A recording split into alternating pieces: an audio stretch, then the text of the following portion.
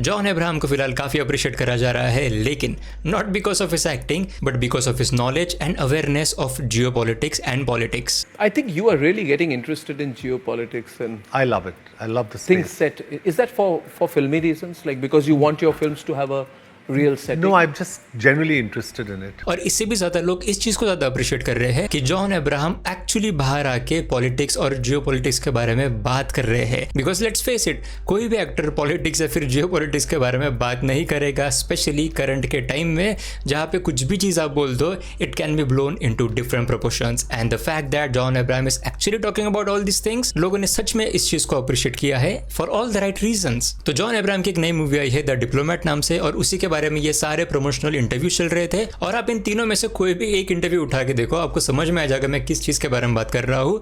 जहां पे भी इंटरव्यू ने जॉन अब्राहम को पॉलिटिक्स के बारे में क्वेश्चन पूछा है, जॉन अब्राहम ने हर बार उसका आंसर दिया है and he has never backed down. और इसी चीज को लोगों ने पिकअप किया and as I said people are celebrating this. And why is it happening? Only because there's politics involved? Yeah, totally. I am a strong believer that it's everything that is religious and that's happening right now is political, unfortunately, and that's my belief. I'm not an expert like you are, because you deal with a lot of people who probably address this in a way smarter way than I do.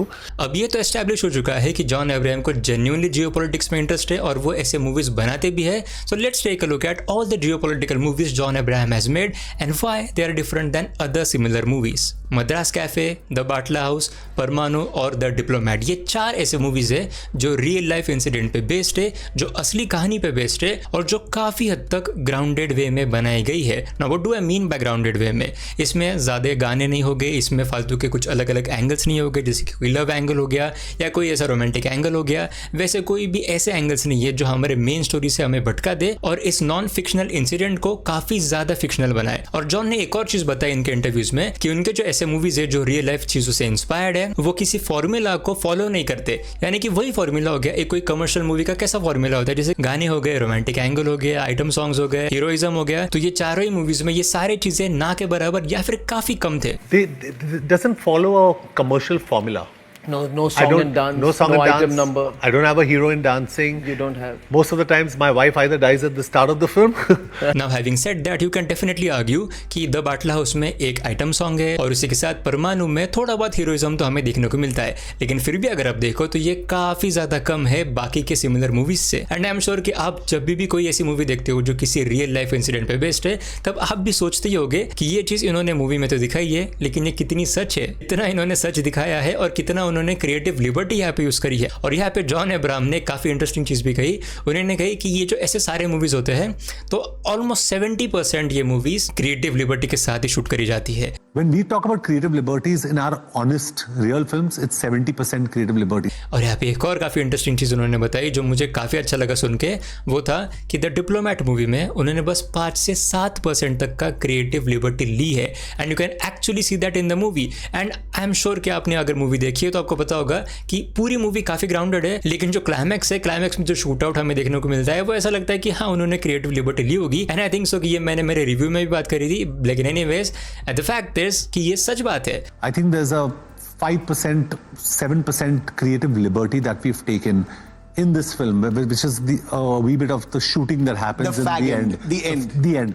And personally speaking, जब भी कोई movie एक real life incident पे based होती है, मुझे काफ़ी मज़ा आता है वो देखने में, क्योंकि कहीं ना कहीं हमें पता होता है कि ये इसमें से थोड़ी चीज़ें तो भी सच है. ये सारे इवेंट्स जिस तरीके से प्ले आउट हुए वो मे भी सच नहीं होगा, लेकिन ये सारे इवेंट हुए ज़रूर है. तो ये देख के मुझे काफ़ी अलग सी फीलिंग आती है कि डैम ये सच में हुआ था. एंड आई एम श्योर आपको भी ऐसा लगता होगा. जॉन अब्राहम ने एस जयशंकर को काफ़ी अप्रिशिएट भी किया. He even called him the poster boy of India. And I love diplomacy. I love watching Mr. S. Jayashankar talking, and whenever he talks, you know, he's the poster boy of India. We all light up. And he also strongly appreciated Putin, and he also showed desire to meet Putin. I feel we're doing the right thing. We should hold Russia's hand, and I think it's fantastic.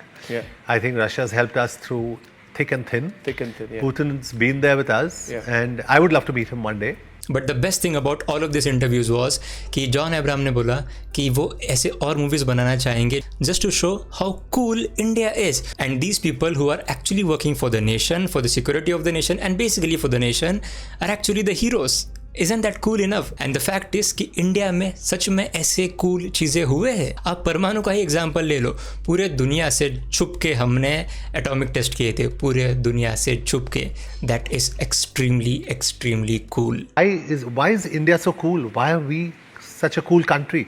And I want to make it entertaining for them. Anyways, at the end of the video, I would really like to say The Madras Cafe, Batla House, परमाणु और The Diplomat, ये चारों movies आपने अगर नहीं देखी है तो डेफिनेटली चेक देम आउट. और स्पेशली The Diplomat को तो ज़रूर से थिएटर्स में देखना, क्योंकि फिलहाल थिएटर्स में वो मूवी लगी हुई है.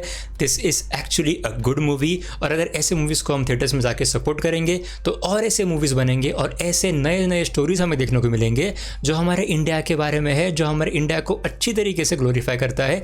Not in over the top manner, not saying कि वो गलत है, लेकिन ग्राउंडेड सेंस में ऐसे रियल लाइफ इंसिडेंट पे मूवीज देखना कुछ अलग तरीके से हिट करता है. और अगर ऐसे मूवीज को हम थिएटर्स में जाके सपोर्ट करें तो ऑफ कोर्स ऐसे मूवीज और बनेंगे and it will be good for us. And I would request you to please support this video by liking it, leaving down a comment and please share this video. Please share this video. And as always, thank you so much for watching.